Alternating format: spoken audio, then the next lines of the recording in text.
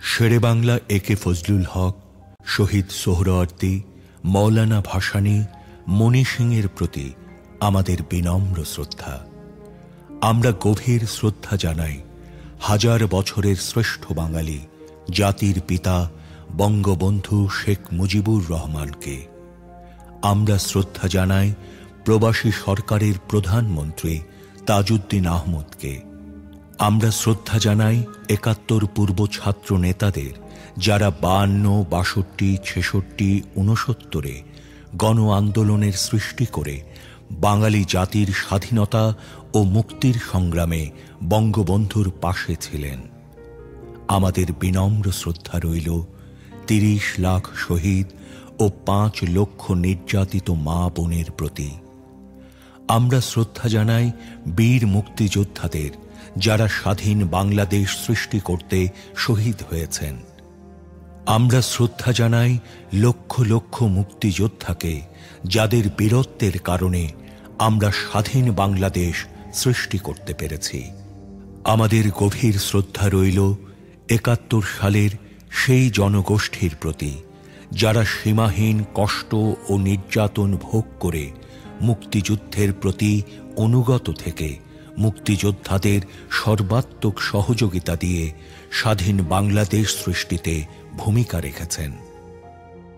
এদের সবার কাছে আমরা ঋণী। হাজার বছরের শ্রেষ্ঠ বাঙালি জাতির জনক বঙ্গবন্ধু শেখ মুজিবুর রহমানের কাঙ্ক্ষিত বাঙালি জাতীয়তাবাদী চেতনার বিকাশ, শোষিতের গণতন্ত্র, শোষণমুক্ত বৈষম্যহীন সমাজ, মানবিক মূল্যবোধ, সামাজিক ন্যায় বিচার, সামাজিক অর্থনৈতিক রাজনৈতিক সাম্য প্রতিষ্ঠা করে জনগণকে ক্ষমতার প্রকৃত মালিক করে আমরা এদের ঋণ শোধ করতে পারি। আসুন আমরা আমাদের পূর্বসূরীদের ত্যাগকে স্মরণ করে তাদের নির্দেশিত পথে দেশকে এগিয়ে নিই। জয় বাংলা। আমার নাম খ ম আমির আলী। আমার আব্বার নাম মিতু হাজের আলী খান। আমার মায়ের নাম কমলা নেসা বিবি। গ্রামের ঠিকানা গ্রাম কদমতলা, ডাকঘর গাড়াগঞ্জ, উপজেলা শৈলকুপা, জেলা সাবেক যশোর, বর্তমান ঝিনাইদহ। আমি ১৯৭১ সালে কেসি কলেজের ছাত্র ছিলাম, ছাত্রলীগ করতাম। সেই সময় পূর্ব পাকিস্তান আর পশ্চিম পাকিস্তানের যে বৈষম্য, এটার প্রতিবাদে আমরা মিছিল করি, মিটিং করি। সব শেষে ৬৬ আন্দোলন, ৬৯ আন্দোলন, সর্বশেষ ৭০-এর নির্বাচনে বাংলাদেশে আওয়ামী লীগের সংখ্যাগরিষ্ঠতা পাওয়ার পরেও তারা ক্ষমতা না দেওয়ার কারণে বঙ্গবন্ধুর ডাকে ৭ই মার্চের ভাষণের পরিপ্রেক্ষিতে ২৬শে মার্চ আমি, আমার বন্ধুবান্ধব, আমাদের কলেজের স্কুলের স্কাউটের ছেলেরা, আর্মির অবসরপ্রাপ্ত কর্মকর্তা, আনসার, এদের সমন্বয়ে শৈলকুপা উপজেলার গাড়াগঞ্জ ওয়াবদায় আমরা একটা ক্যাম্প স্থাপন করি। ওয়াবদার লোকজন এই আন্দোলনের কারণে বাড়িতে চলে গেছে, ঘরগুলো সব ফাঁকা। অফিসের একটা অংশ নিয়ে আমরা সেখানে মুক্তিযোদ্ধার ক্যাম্প স্থাপন করি। সর্বপ্রথম আমরা যশোর ক্যান্টনমেন্ট থেকে সেনাবাহিনী কুষ্টিয়ার উদ্দেশ্যে রওনা হয়। আমরা তাদের অপেক্ষায় অবস্থান করি। গাড়াগঞ্জের পাশে বর্দা নবগঙ্গা নদীর উপর একটা ব্রিজের দক্ষিণ পাশে রাস্তা কেটে আমরা সেখানে চাটাই দিয়ে উপরে পিচ দিয়ে রাস্তার মতো করে রাখি। রাত্রিবেলা আর্মি ফেরত আসার সময় একটা গাড়ি সম্পূর্ণ উল্টে যায়, দ্বিতীয় গাড়ি 2 চাকা গর্তের মধ্যে পড়ে আর 2 চাকা ব্রিজের উপরেই ছিল। আর্মিরা পার হতে না পেরে স্থানীয় জঙ্গলে আশ্রয় গ্রহণ করে। সকালবেলা আমরা স্থানীয় পাবলিকের সহ তাদেরকে ৪১ জন আর্মির আমরা সলিল সমাধি করি। গাড়াগঞ্জ, শৈলকুপা, রাজনগর, বিভিন্ন গ্রামে গাড়াগঞ্জ নদীর ঘাটে, খেয়া ঘাটে আমি নিজে কয়েকজন আনসারদের সহযোগিতায় 7 জন পাক আর্মিরে গণকবর দিয়ে রাখি। এখনও সে কবর সেখানে অবস্থান করছে বা আছে। এরপর পাক আর্মিরা আমাদের পুরা এলাকা দখল করে নেয়।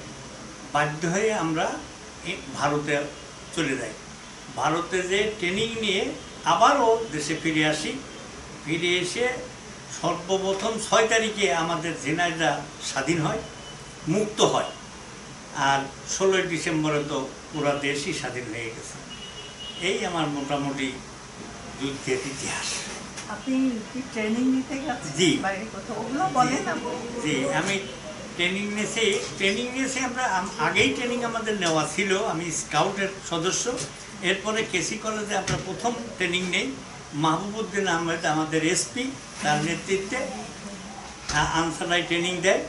এরপরে আবার ভারতে যে ট্রেনিং নেই, সর্বশেষ দেরাদুনে টেন্ডুয়াতে আমরা ট্রেনিং গ্রহণ করি বিএলএফের। তারপরে আপনার ছোট ছোট কয়েকটা অপারেশন, যেগুলো ছোট অপারেশন, প্রথম অপারেশন গাড়াগঞ্জ, এই ব্রিজের উপরে তো বললাম, এটা ছোট অপারেশন না, এটা অনেক বড় অপারেশন। 41 জন পাক আর্মির শরীর সমাধি, মানে যে একটা বড় ধরনের ঘটনা। এরপরে আমরা যে অপারেশন করি সেটা হলো জীবননগর। দত্তনগর থেকে জীবননগর যাওয়ার রাস্তায় তখন সলিং রাস্তা, ইটের কুয়ার রাস্তা, এটাতে আমরা মাইন পুঁতে রাখি। তা আমরা আশা করছিলাম যে জীবননগর থেকে আর্মি আসবে, এসে যখন গাড়ি নিয়ে আসবে তখন গাড়ি অ্যাক্সিডেন্ট করে, মাইন বাস্ট হয়ে গাড়ি অ্যাক্সিডেন্ট করে মারা যাবে। কিন্তু আমরা যখন মাইন পুঁতে ফায়ার দিছি সে সময় দেখি দত্তনগর গোডাউনি, দত্তনগর গাড়ি গরুর ঘরেই আর্মিরা অবস্থান করছে। তাদের সঙ্গে আমাদের ওখানে যুদ্ধ হয়। সে যুদ্ধে কয়জন মারা গেছে তারা আমরা বলতে পারবো না, কারণ রাতির অন্ধকারে যুদ্ধ হয়। এরপরে আমরা বিষয়খালীতে একটা যুদ্ধ করি। সেটা হলো যশোর থেকে আর্মি ঝিনাইদহে ঢোকার জন্য চেষ্টা করছে। বিষয়খালী নামক জায়গায় নদীর এপারে এবং ওপারে, সেখানে আমাদের 5 জন মারা যায়। আর্মিও অনেক মারা গেছে। এই 2-3টা যুদ্ধের ঘটনায় আমার জীবনে মোটামুটিভাবে ঘটেছে। সে সময় আপনার কমান্ডার কে ছিলেন? আমাদের কমান্ডার এই মাহবুব ভাই, উনি সাব সেক্টর কমান্ডার।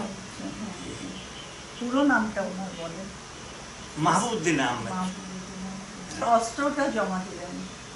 অস্ত্র আমার কাছেই জমা দিছে, সকল জেলার অস্ত্র আমার কাছে জমা দিছে। আমি কেসি কলেজের সামনে ইন্সপেকশন বাংলোয় অস্ত্রগুলো রাখছি, সরকারের কাছে জমা দিতেছি। এরপর আমি ব্যবসা বাণিজ্য করি। একটা সংগঠন করতাম, শ্রমিক সংগঠন, ঝিনাইদহ জেলা আঞ্চলিক শ্রমিক লীগ ফেডারেশন, তার আমি মহাসচিব। আর এই শ্রমিক সংগঠনের পক্ষ থেকে আমাকে বঙ্গবন্ধু রাশিয়ায় পাঠান। আমি ওখানে ট্রেড ইউনিয়ন কলেজে ক্লাস করি রাশিয়াতে। শ্রমিক সংগঠনের উপরেই শিক্ষা গ্রহণ করি। এরপরে দেশে এসে ব্যবসা বাণিজ্য করে জীবন অতিবাহিত করি। এখন আমি ন্যাশনাল এফএফ ফাউন্ডেশনের মহাসচিব, জামুকার মেম্বার, মুক্তিযোদ্ধাদের সেবায় নিয়োজিত আছি। যে স্বপ্ন নিয়ে আপনি গেছিলেন সেটা আপনি কতটা পূরণ হয়েছে বলে মনে করেন? না, স্বপ্ন পূরণ হয়নি। যে আশা নিয়ে আমরা মুক্তিযুদ্ধে গেছিলাম যে এ দেশ স্বাধীন হবে, এদেশের মানুষ শান্তিতে থাকবে, কিন্তু সেটা হয়নি। রাজনৈতিক দলের কারণে কোনো রাজনৈতিক দলই তাদের ইচ্ছা নাই জনগণের সেবা করা। আমার ধারণায় রাজনৈতিক দলের ইচ্ছে হলো চেয়ার দখল করা, কে গদিতে বসবে, কে প্রেসিডেন্ট হবে, এর একটা কম্পিটিশান। আমার বহুত পুরনো থেকেই আমার মানে ইচ্ছা বা আমার ধারণা যে রাজনীতি মানে একটা সেবা। তো সেবা করার জন্যে আমি সকাল থেকে দুপুর পর্যন্ত মিছিল করে, মিটিং করে, নির্বাচন কখন দেবা, আমারে কখন প্রেসিডেন্ট বানাবা, আমি কখন প্রধানমন্ত্রী হব, এইটার জন্য ব্যস্ত হওয়ার কোনো কারণ আমি খুঁজে পাই না। কারণ সেবা করাটা তো নিজের স্বার্থে আমি সেবা করব, আমার খরচে আমি সেবা করব। সেবার মানে তো তাই, সেবার মানে তো এই না যে আপনি আপনার চাকরি দেব, আপনি আমার 2 লাখ টাকা দেবেন, এর নাম তো সেবা হলো না। তো সেবা মানে নিঃস্বার্থভাবে আপনি সেবা করবেন। তো নিঃস্বার্থভাবে সেবা করার জন্য আপনি এত উদ্গ্রীব কেন? আপনি মিছিল করে, মিটিং করে, রাত্রি ঘুম নেই, অস্ত্র ব্যবহার করে, মস্তান ব্যবহার করে, ক্ষমতায় যেয়ে আপনি প্রধানমন্ত্রী হবেন, প্রেসিডেন্ট হবেন, দেশ পরিচালনা করবেন, দেশের সেবা করবেন, এটা আমার কাছে অবান্তর, অবাস্তব মনে হয়। তো এই কারণেই যারা চেয়ার দখল করতেছে তারা জনগণের সেবা করার জন্য একজনও, একটা দলও কার্যকারী করছে না। তারা প্রত্যেকেই তাদের চেয়ারের জন্য, একজন চেয়ার দখল করে আছে, তারা নামাইয়ে আর একজন চেয়ারে বসবে। এই হলো আমাদের দেশের রাজনীতি। এটা যদি জানতাম তাহলে মুক্তিযুদ্ধেই যেতাম না। আমরা বুঝতেই পারি নাই যে দেশে এইভাবে চলবে বা এইভাবে শাসিত হবে। মানুষ শোষিত, তারা যারা শাসন করছে তারা শুধু পকেট ভারী করতেছে, বিদেশে পাহাড় জমাচ্ছে, বাড়ি করতেছে, টাকা দিতেছে। এই হলো দেশের রাজনীতি। তো এই রাজনীতির সাথে আমরা সম্পৃক্ত ছিলাম না, এটা আমরা আশাও করি নাই। আমরা আশা করছি যে দেশ স্বাধীন হলে এদেশের মানুষ খেয়ে পড়ে শান্তিতে থাকতে পারবে। নতুন প্রজন্মকে আপনি কি পরামর্শ দিবেন? নতুন প্রজন্মকে পরামর্শ দেব, নতুন প্রজন্মের পরামর্শ দেওয়ার মতো অবস্থাও নাই, কারণ নতুন প্রজন্ম এই ধাঁচে, ওই ধরনের রাজনীতিতেই ঢুকে পড়ছে। তারা কোনো না কোনো দলের বাহক, কোনো না কোনো দলের আজ্ঞাবহক এই অবস্থায় চলে গেছে, যে কারণে নতুন প্রজন্মের বোঝানোর মতো ক্ষমতা নাই। নতুন প্রজন্ম যদি আমার মতো এরকম অভিজ্ঞতা অর্জন করতে পারে তাহলে হয়তো তারা বুঝবে। এখন তারা বোঝাতে গেলে মনে করবেন যে তাদেরকে আমরা বিপথগামী করছি। তাই নতুন প্রজন্মের বোঝানোর মতো কোনো অবস্থা আমার কাছে নাই, জানা নাই। এইগুলো বলার পরে যদি নতুন প্রজন্ম কিছু শিক্ষা গ্রহণ করে, আলহামদুলিল্লাহ, আমরা বলবো, নতুন প্রজন্মকে বলবো যে আমরা এইখানে ছিলাম, এই আমরা করেছি, এই দেশ স্বাধীন করার পরে আমরা এই পেয়েছি, বর্তমান রাজনৈতিক দলের অবস্থান এই রকম, তোমরা এর থেকে পরিত্রাণ নাও, যাতে করে দেশ সেবা করতে পারো। ৩০ লক্ষ শহীদ ও ৫ লক্ষ নির্যাতিত মা বোনের সম্ভ্রমের বিনিময়ে আমরা স্বাধীন। লক্ষ লক্ষ মুক্তিযোদ্ধা বীরত্বের সাথে যুদ্ধ করেছে বলে আমরা স্বাধীন। হাজার হাজার যোদ্ধা বীরত্বের সাথে যুদ্ধ করে শহীদ হয়েছে বলে আমরা স্বাধীন। কোটি কোটি লোক আমাদের সমর্থন করতে গিয়ে অবর্ণনীয় দুঃখ কষ্ট সয়েছে বলেই আমরা স্বাধীন। হাজার বছরের শ্রেষ্ঠ বাঙালি জাতির জনক বঙ্গবন্ধু শেখ মুজিবুর রহমানের কাঙ্ক্ষিত বাঙালি জাতীয়তাবাদী চেতনার বিকাশ, শোষিতের গণতন্ত্র, শোষণমুক্ত বৈষম্যহীন সমাজ, মানবিক মূল্যবোধ, সামাজিক ন্যায় বিচার, সামাজিক, অর্থনৈতিক, রাজনৈতিক সাম্য প্রতিষ্ঠা করে জনগণকে ক্ষমতার প্রকৃত মালিক করে আমরা এদের ঋণ শোধ করতে পারি।